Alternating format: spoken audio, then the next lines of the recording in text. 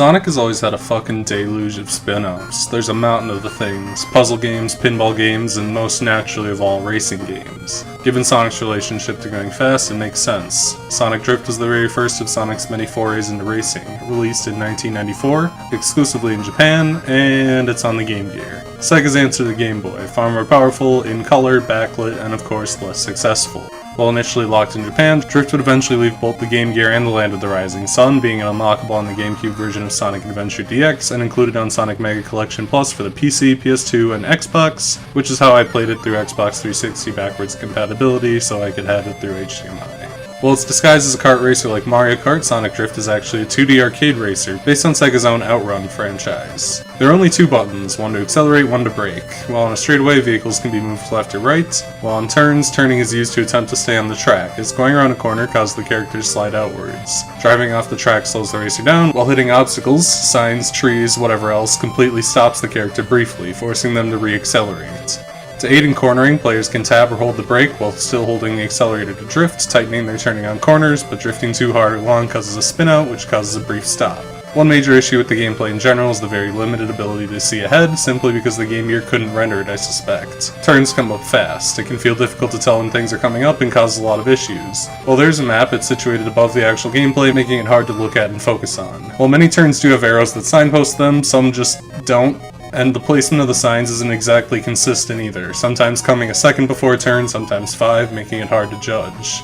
Unlike Outrun, players aren't alone on the track. At all times, 4 playable racers will be on the track as well. Bumping an opponent from behind causes a bump and speed drop, although opponents bumping the player causes the player to stop, which can be a bit frustrating and feels pretty arbitrary. During races, these opponents seem to be on fixed paths and set times. For all characters but Sonic, Sonic will always place first or second, depending on if the player beats him, while Tails will be second, and Amy always last. When playing as Sonic, Eggman will be the lead rival instead of Sonic.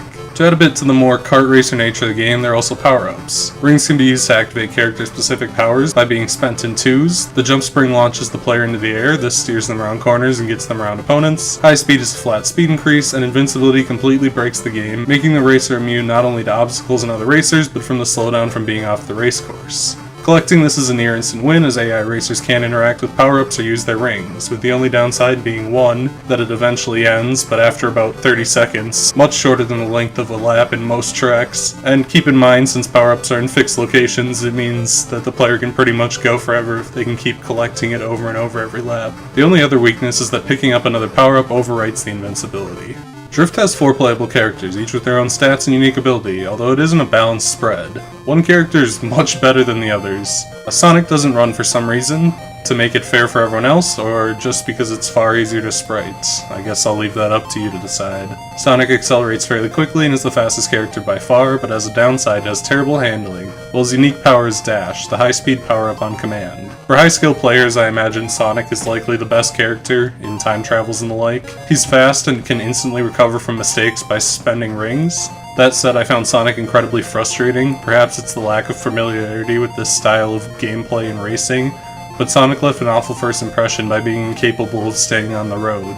While slow, Tails is extremely good at cornering. He has almost no need to drift to make corners. His special ability is to jump on command, which helps on the very sharp corners as jumping auto-steers, especially as Tails spins out easily while drifting. Tails is okay, he's easy to play, good beginner character, but he's not nearly as spectacular as another character.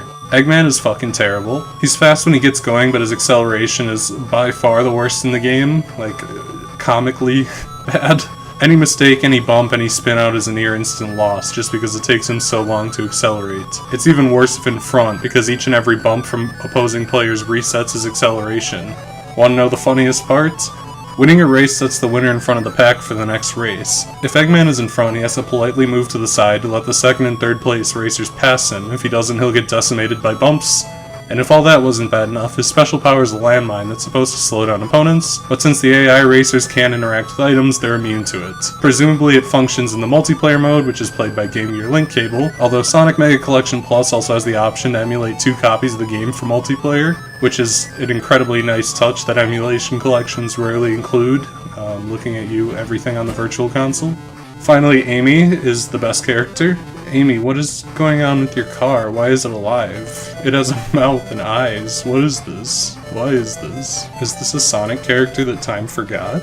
While her speed is low, her acceleration is insane. She basically starts at top speed, which means she takes almost no punishment for mistakes. Hitting a tree costs Eggman like 6 fucking seconds, while with Amy it's maybe half a second at most. Her ability is a mine just like Eggman's, and like his it does not work, but who gives a shit when Amy is supreme easy mode. At high level play, Sonic is probably technically better for time trials, but holy hell, Amy is just completely broken in casual play.